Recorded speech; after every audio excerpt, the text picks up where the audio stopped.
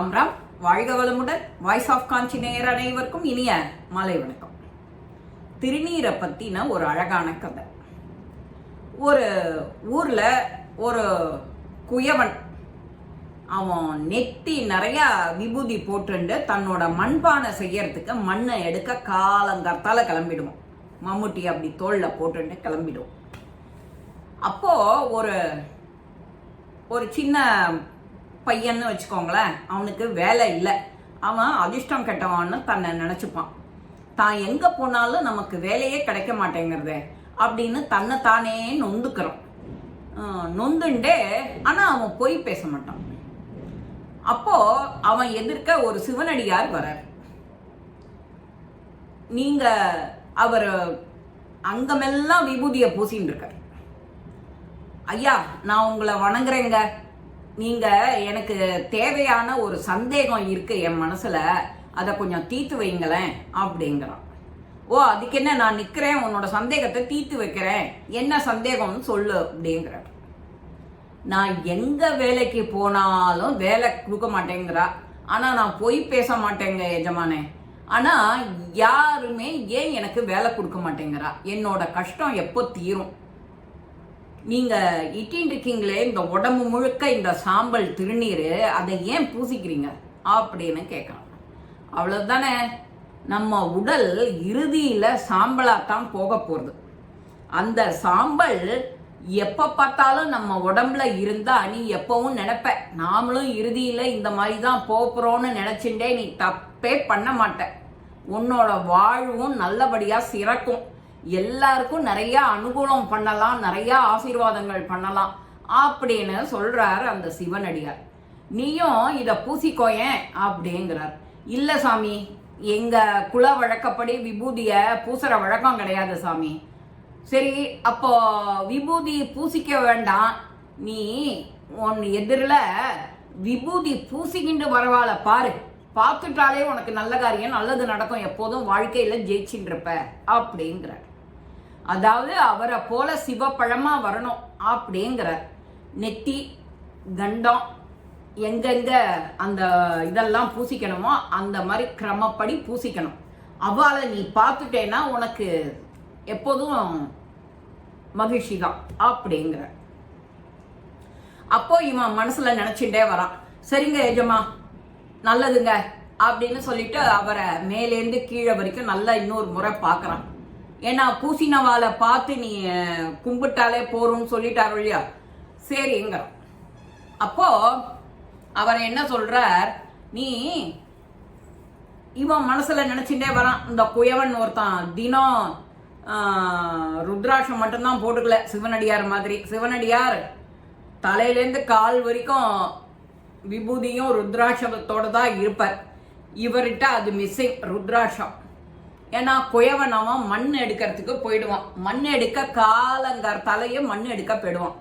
அப்போ போய் நாம இவர் முகத்தை பார்த்து சேவிச்சுட்டு வந்துடலான்னு இவன் பிளான் பண்றான். குயவன் இருக்கிற வீட்டு பக்கம் போய் நிற்கிறான். காலங்கார் தலையே போயிட்டான். ரொம்ப நேரம் வெயிட் பண்றான், அவரை காணவே காணும் குயவனை. அங்க அக்கம் பக்கம் விசாரிக்கிறான். குயவன் அப்பவே சீக்கிரமே போயிட்டாரே அப்படிங்கிறான். அப்போ சரி, நம்ம மண் எடுக்கிற இடத்துக்கே போய் அவரை தரிசனம் பண்ணிட்டு வந்துடலாம்.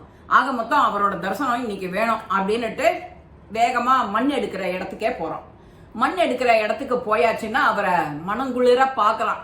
தலையிலேருந்து கால் வரைக்கும் அவர் விபூதி இட்டுண்ட இடத்தெல்லாம் தரிசனம் பண்றான். தரிசனம் பண்ணிட்டே இருக்கும்போது அந்த குயவன் மண்ணை தோண்டும் போதே அடியில ஒரு பெரிய பானை ஒண்ணு கிடைக்கும். அந்த பானை வெறும் மண்பானை இல்லை, நல்லா தங்கம் நிறைஞ்சு இருக்கிற, வைரம் வைடூரியம் நிறைஞ்சிருக்கிற தங்கத்தாலான பானை. இந்த பானையை அவன் ஒருத்தனால தூக்க முடியாது, அசைக்க முடியாது. இன்னும் ஒருத்தர் கூட இருந்தா பரவாயில்லையேன்னு அவன் குயவன் நினைச்சுட்டே இருக்கும் போதே இவன் போறான். போகும்போது இவர் நினைக்கிறார், வாப்பா, நான் உன்னதான் எதிர்பார்த்துட்டு இருக்கேன். அப்படியா அப்படின்னு இவனும் பார்த்துட்டியா அப்படின்னு குயவன் கேட்கிறார். அவன் குயவன் என்னத்தை பார்த்தியான்னு கேட்டான்னா, ஆமாங்க பார்த்தேன்னா இவன் அவரோட நெத்தி விபூதிய பார்த்துட்டு ஆமா பார்த்தேங்கிறான். அவன் நான் எடுத்த இந்த பானையை நீ பாத்தியா அப்படின்னு இவன் நினைச்சுட்டான். அதைத்தான் இவன் பார்த்துட்டான் போல இருக்குன்னு. சரி வா, வந்த கீழே இந்த பானையை என்னால தூக்க முடியல, இதுக்கு ஒரு கை கொடு, இந்த பானையை தூக்கி மேல வைப்போம், அதுக்குள்ளற என்ன இருக்கோ ஆளுக்கு பாதி அப்படிங்கிறாரு அந்த குயவன். சரி அப்படிங்களா அப்படின்னு சொல்லிட்டு அவனும் கீழே இறங்கி வரான். அவருக்கு உதவி பண்றான். அந்த பானையை தூக்கி மேல வைக்கிறான். வச்சா அதுல வைரம், வைடூரியம், தங்கம் எல்லாம் இருக்கு. எல்லாத்தையும் பங்கு போட்டுக்கிறான். விபூதி இட்டுண்டவாள தரிசனம் பண்ணினதுக்கே நமக்கு இவ்வளவு பலன் கிடைக்கிறதுன்னா, விபூதிய நாமளே பூசிண்டா எவ்வளவு பலன் கிடைக்கும்? விபூதிய பூசிக்கிண்டா என்னென்ன பலன் கிடைக்கும் அப்படின்னா, முதல்ல நம்ம கிட்ட இருக்கிற துர்நாற்றம் போகும். அதுல இந்த வாசனையெல்லாம் போட்டிருப்பா இல்லையா, அந்த ஜவ்வாது மாதிரி பச்சை கற்பூரம் அதெல்லாம் சேர்த்துருப்பா, கெமிக்கல் இல்லாம. இப்போ இருக்கிற விபூதி கெமிக்கல். நான் சொல்றது ஆர்கானிக்ல ஜவ்வாது கலந்த விபூதி தினமும் பூச உன்கிட்ட இருக்கிற துர்நாற்றம் போயிடும், நோய் கிருமிகள் அண்டாது.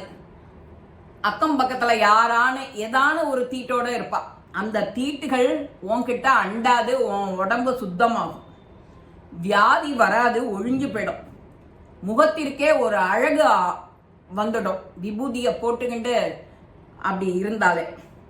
ஞாபக சக்தி வளரும். பில்லி சூனியம் எச்சிருந்தா அதெல்லாம் ஒன்ன அண்டாது. ஞானம் வரும், பாவங்கள் போயிடும், உன்னை பரமனடி சேர்க்கும். கடைசி காலத்துல கரெக்டான இடத்துக்கு போயிடுவ, நல்ல கதி அடைவ. இதத்தான் கங்காளன் பூசும் கவச திருநீற்றை மங்காமல் பூசி மகிழ்வரே யாமாகில் தங்கா வினைகளும் சாரும் சிவகதி சிங்காரமான திருவடி சேர்வரே. இது திருமூலரோட மந்திரம். திருமூலர் மந்திரத்தை நாமளும் விபூதி தரிக்கும் போது சொல்லணும். நமக்கு என்ன நாமா தெரியறதோ சிவ சிவ சிவ சிவான்னு சொல்லியே இப்படி குழைச்சு விபூதியை நன்னா பட்டையா போட்டுப்பா. குளிச்சுட்டு வந்த உடனே இந்த வாசனை விபூதியை தடவிண்டாலே எங்கெங்க தடவிக்கணுமோ அந்த கிரம பிரகாரம் அங்கெல்லாம் தடவிண்டு நம்ம சிவத்தியானம் 2 நிமிஷம் உங்களுக்கு பிடிச்ச குலதெய்வமா இருந்தாலும் சரி, இஷ்ட தெய்வமா இருந்தாலும் சரி வேண்டிண்டா நல்லது மட்டுமே நடக்கும். உனக்கு சிவகதி நிச்சயம், பரமனடி நிச்சயம், நல்ல கதி கிடைக்கும். இந்த மாதிரி திருநீர் இட்டுக்கிறதுக்கு எவ்வளவு பலன்கிறத நாம பார்த்துருக்கோம். கோவில்ல போனா விபூதியை இட்டுக்கிறோம், அப்படியே அந்த தூண்ல போட்டுட்டு வந்துடுறோம். அது தப்பு. திரும்ப கோவிலை சுத்தம் பண்றவாளுக்கு கஷ்டம் தானே, அது ஒன்னால ஏன் ஒரு தப்பை செய்யற? அந்த மாதிரி யாரும் யோசிக்கிறதே இல்லை. நம்மள்கிட்ட யாருக்கும் எந்த சிரமமும் கொடுக்க கூடாது. விபூதியா இருந்தாலும் சரி, குங்குமமா இருந்தாலும் சரி, கையில ஒரு வேஸ்ட் பேப்பர் எடுத்துக்க வேண்டியது, அதுல போட வேண்டியது.